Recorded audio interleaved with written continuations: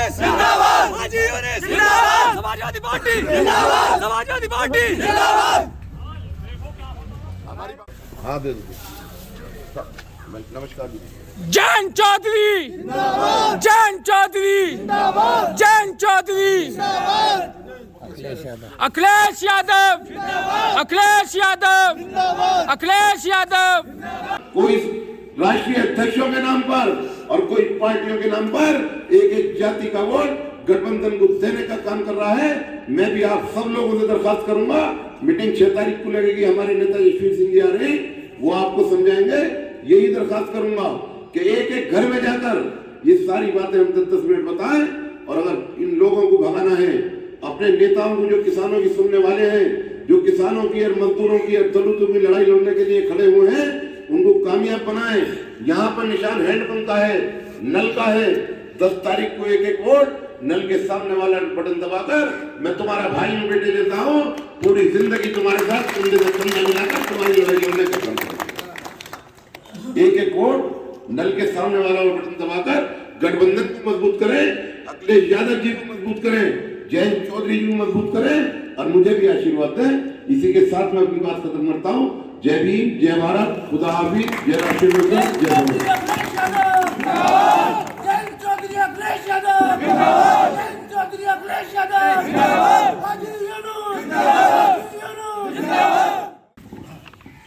आज हमारे गांव मऊपुर में भरत सिंह भाई के आवास पर ये नुक्कड़ सभा चुनाव के लिए, चर्चा के लिए आप सब लोग यहाँ पर रईस भाई ने बताया सर्दी में बैठ गए और हमारे बड़े भाई मंत्री जी भी देखो सुबह ही आए हैं। मैं आप सब लोगों का बहुत बहुत तहे दिल से शुक्रिया अदा करता हूँ। चुनाव का टाइम है, प्रोग्राम तो यहाँ बहुत बड़ा लगाते और अभी भी लगेगा, क्योंकि बड़े भाई यशवीर जी के शायद प्रोग्राम हमारे लग गए 3-6 तारीख के, तो सारी बातें अब हो रहा है। लेकिन मैं तुम्हें गुर्जर समाज के लोगों को पहले भी बता चुका हूं कि मैं खुद भी गुर्जर हूं और इसका मेरे पास शिजरा भी है और रिश्तेदारियां भी हैं। तो क्योंकि चुनाव का टाइम है और हम सारी मीटिंगों में एक ही चर्चा करते हैं कि भारतीय जनता पार्टी बुरी है, उनके नेता बुरे हैं।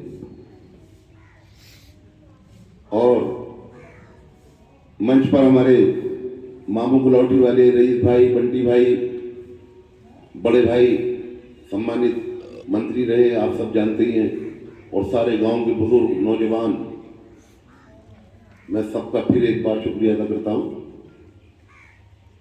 मैं आपको बता दूं कि भारतीय जनता पार्टी बुरी पार्टी नहीं थी, उसके नेता भी बुरे नहीं थे, लेकिन ये 10 साल पहले तक था, जब तक भारतीय जनता पार्टी थी या भारतीय जनता पार्टी के वो नेता थे, चाहे अटल बिहारी वाजपेयी हो, लालकृष्ण आडवाणी जी हो, सुषमा स्वराज जी हो, यशवंत सिन्हा जी हो, और अभी हमारे रहे बड़े भाई जो मंत्री हैं राजनाथ सिंह हो, कल्याण सिंह हो, ये सारे नेता थे जिन्होंने भारतीय जनता पार्टी बनाई।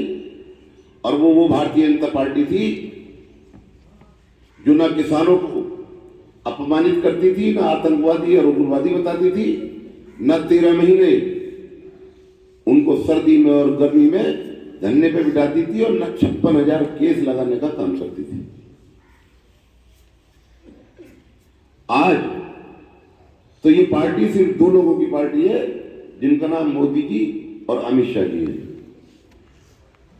जो बहुत रिसर्च करने के बाद गुजरात से और हमारे एरिया में और पूरे देश में आए हैं।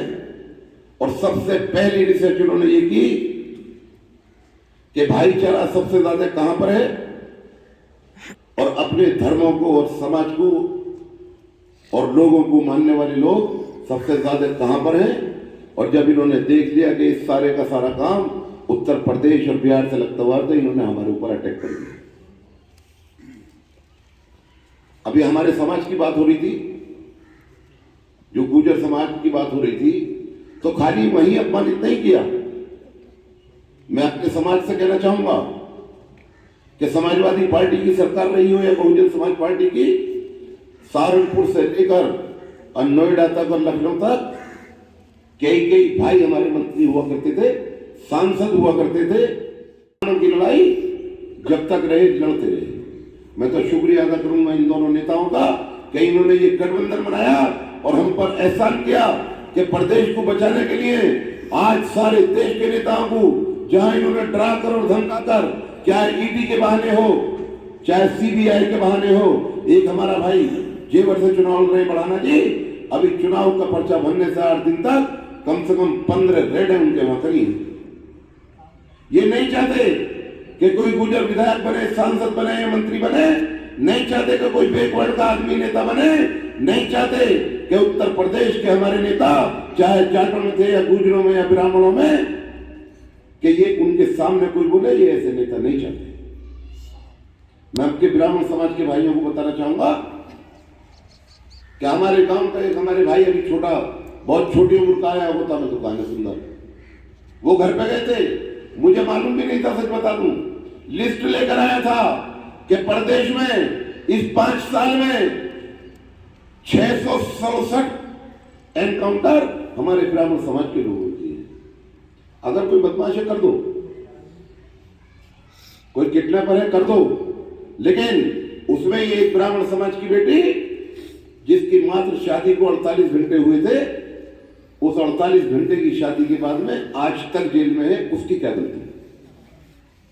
इसलिए मैंने कहा कि न ये हिंदू के हैं न मुसलमान के, ये तो हमें बांटकर गुजरात से 2 लोग आए हुए हम पर राज कर रहे हैं। और जो मैंने बताया कि देश में पैसा ले जाने वाले, भागने वाले महल चौकसी हो या गुजराती, आप देख लीजिए, सारे गुजराती हैं। अगर हम अब भी नहीं समझे, अब भी हम बटे रहे जातियों में और बिरादरियों में, हिंदू और मुसलमान में, तो ये देश को बेच के चले जाएंगे, हमें तुम्हें पता भी नहीं चलेगा। आज देश का जो पैसा होता है, जितनी हमारी इकोनॉमी है, उसका 99% पैसा खाली 8 परिवारों में। उन 8 परिवारों में जिनकी कंपनियां 1 करोड़ की थी, आज 10-10 अरब रुपए की हो गई। कहां से आ गई 4 साल में? पूरे प्रदेश में दोनों नेताओं की संपत्ति 1 लाख और 1 करोड़ गुना ज्यादा हो गई। कहां से आ गए इन पर पैसे? ये सारा हमारा और तुम्हारा पैसा है। चाहे वो नोटबंदी के नाम पर लाइनें लगाकर ले लिया हो, अरे इन्होंने तो हमारी माँ और बहनों का जो जुड़ा रहता था वो भी नोटबंदी के नाम पर छीनने का काम किया।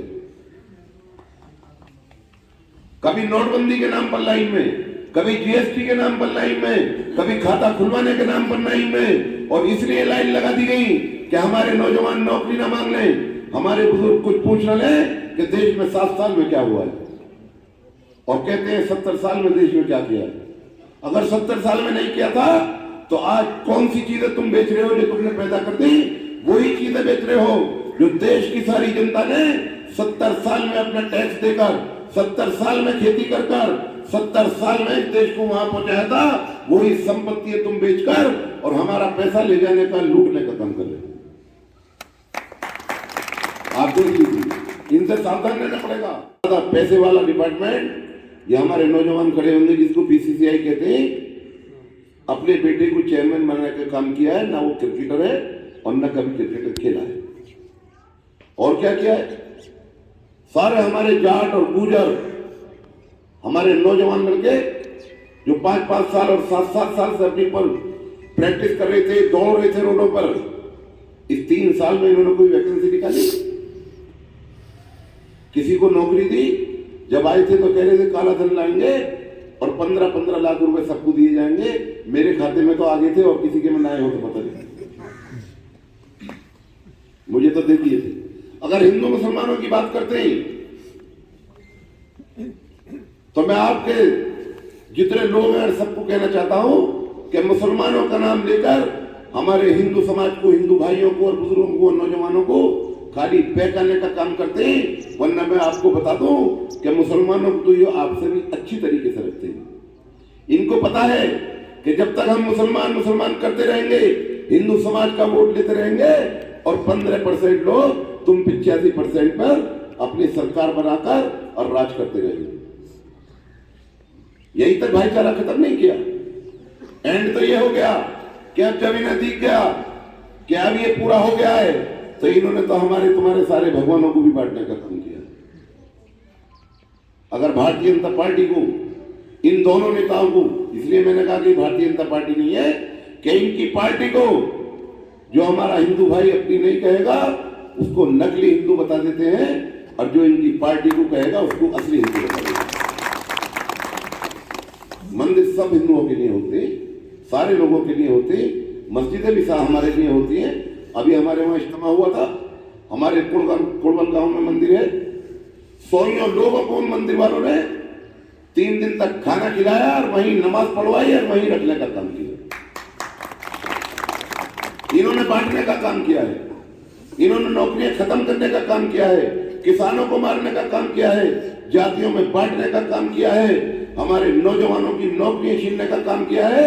2.5 साल कोरोना को हो गए, ऐसे बहुत सारे हमारे भाई हैं जिन्होंने, किसी ने जमीन बेचकर, मकान बेचकर, और एक स्कूल वाले को फीस देने का काम किया है। सरकार के किसी आदमी ने अगर ये कहा हो कि जब बच्चे स्कूल नहीं जा रहे हैं, कोरोना है, लोगों को घर में बंद करके रखने का काम करते हो, तो फीस कहां से देंगे? एक भी बता दो कि कौन ऐसा हो जिसने अपने बच्चे की फीस न दी हो। कोरोना आ गया, 5 रुपए की टेबलेट 50,000 रुपए की बिकवाने का काम किया, और इस सारे प्रकरण में वही 15% लोग हैं जो हम 85% पर राज कर रहे हैं।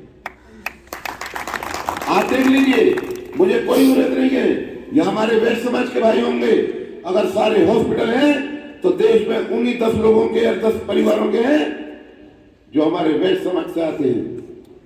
उन्हें अडानी और अडवाणी और जितने लोग होते, उन्हीं परिवारों के पूरे देश में आप देखेंगे 90% डॉक्टर भी वही है। अगर छोटे छोटे गांवों से लेकर शहरों तक देखेंगे तो जितने